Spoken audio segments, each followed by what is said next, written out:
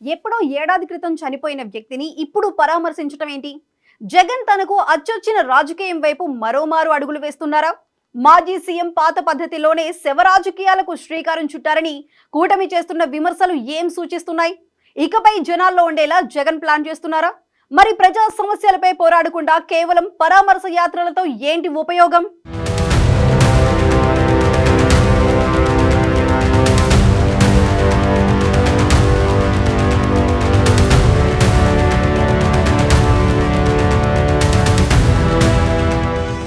జగన్ పల్నాడు పర్యటనపై సర్వత్రా విమర్శలు వ్యక్తమవుతున్నాయి. పోలీసులు ఆంక్షలు విధించారు. గతంలో చోటు చేసుకున్న పరిణామాలతో శాంతి భద్రతకు విఘాతం కలగకుండా ముందస్తుగా ఆంక్షలు విధించారు. అవేమీ లెక్క చేయకుండా వేల మందితో జగన్ టూర్ సాగింది. ఇద్దరి మరణానికి జగన్ టూర్ కారణమైందంటూ విమర్శలు వస్తున్నాయి. కొందరు కార్యకర్తలు వివాదాస్పద వ్యాఖ్యలతో ప్లకార్డులు ప్రదర్శించారు. వీరితో పాటుగా మరికొందరు వైసీపీ నేతలపైన పోలీసులు కేసు నమోదు చేశారు.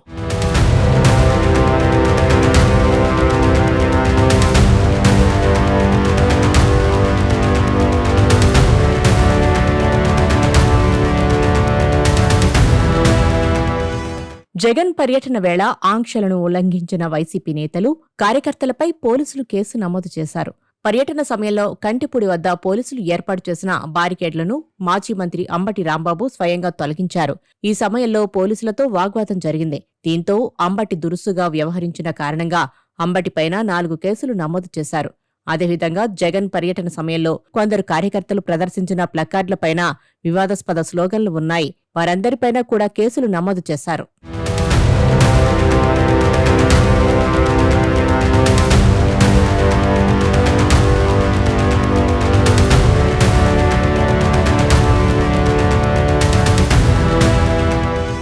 జగన్మోహన్ రెడ్డి తాజాగా పల్నాడు జిల్లా సత్తెనపల్లి మండలం రెంటపాళ్లలో పర్యటించారు. సార్వత్రిక ఎన్నికల తర్వాత టీడీపీ, జనసేన పోలీసుల వేధింపుల కారణంగా రెంటపాళ్ల ఉప సర్పంచ్, వైసీపీ నేత నాగమల్లేశ్వరరావు ఆత్మహత్యకు పాల్పడ్డారని వైసీపీ ఆరోపిస్తుంది.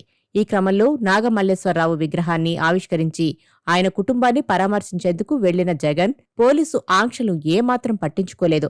ఫలితంగా జగన్ పరామర్శలో ఆ పార్టీకి చెందిన 2 కార్యకర్తలు నిండు ప్రాణాలు గాలిలో కలిసిపోయాయి. జగన్ గతంలో చేపట్టిన పర్యటనను దృష్టిలో పెట్టుకుని పల్నాడు జిల్లా పోలీసులు రెంటపాళ్లలో జగన్ పర్యటనకు అనుమతే ఇవ్వలేదు. అయితే పదే పదే వినతులు రావడంతో ఆంక్షలతో కూడిన అనుమతులు ఇచ్చారు. జగన్ ఎస్కార్ట్ వాహనాలకు అదనంగా ఓ 3 వాహనాలు, 100 మందితో జగన్ రెంటపాళ్లలో పర్యటించేందుకు పోలీసులు అనుమతించారు. అయితే పోలీసుల ఆంక్షలు జగన్ టూర్లో ఎక్కడా కనిపించలేదు. ఈ క్రమంలోనే 2 కార్యకర్తలు దుర్మరణం పాలయ్యారు. దీంతో ప్రభుత్వంపై, పోలీసులపై తీవ్ర విమర్శలు వ్యక్తమవుతున్నాయి. నిబంధనలను ఉల్లంఘించి రప్పారప్పా నరుకుతామంటూ వైసీపీ శ్రేణులు ప్లకార్డులతో జగన్ టూరు సాగినా పోలీసులు ఎందుకు జగన్ మీద యాక్షన్ తీసుకోలేదు అన్న ప్రశ్నలు సర్వత్రా వ్యక్తమవుతున్నాయి.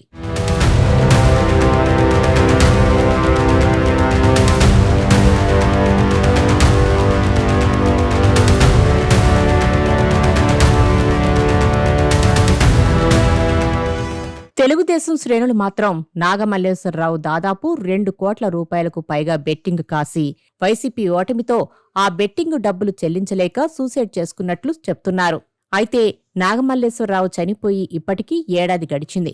ఎప్పుడో ఏడాది క్రితం చనిపోయిన వ్యక్తిని ఇప్పుడు పరామర్శించడం ఏంటి? చాలా మంది వైసీపీ శ్రేణులు బెట్టింగ్ కాసి చనిపోతే కేవలం నాగమల్లేశ్వరరావు కుటుంబాన్ని మాత్రమే జగన్ ఎందుకు పరామర్శించారు? ఇప్పుడు సర్వత్రా వ్యక్తమవుతున్న ప్రశ్నలు ఇవే. తన తండ్రి వైఎస్ రాజశేఖర్ రెడ్డి మరణం తర్వాత ఆయన మరణాన్ని తట్టుకోలేకనే కొంతమంది చనిపోయారు అంటూ జగన్ అప్పట్లోనే పరామర్శ యాత్రలు చేసిన సంగతి తెలిసిందే. ఆయన ప్రత్యర్థులు మాత్రం దాన్ని శవయాత్రగా అభివర్ణించి జగన్పై తీవ్ర విమర్శలు చేశారు. అయితే ఇప్పుడు కూడా అదే తరహాలో జగన్ శవయాత్రలు చేస్తున్నారంటూ టీడీపీ, జనసేన శ్రేణులు జగన్ తీరుపై ఫైర్ అవుతున్నాయి. నిబంధనలను ఉల్లంఘించి జగన్ చేస్తున్న టూర్లు జనం ప్రాణాల మీదకు వచ్చాయని తెలుగుదేశం, జనసేన నేతలు విమర్శిస్తున్నారు. నిజానికి రాష్ట్రంలో చాలానే సమస్యలు ఉన్నాయి. కూటమి ప్రభుత్వం ఇచ్చిన హామీల్లో చాలా వరకు ఇప్పటికే ఇంకా మొదలు పెట్టనేలేదు. అటువంటి ప్రజా సమస్యలపై పోరాటం చేయకుండా పరామర్శల యాత్రలతో జగన్ చేస్తున్న హడావుడి ఎవరికి ఉపయోగమంటూ సామాన్యుల్లో సైతం చర్చ జరుగుతోంది.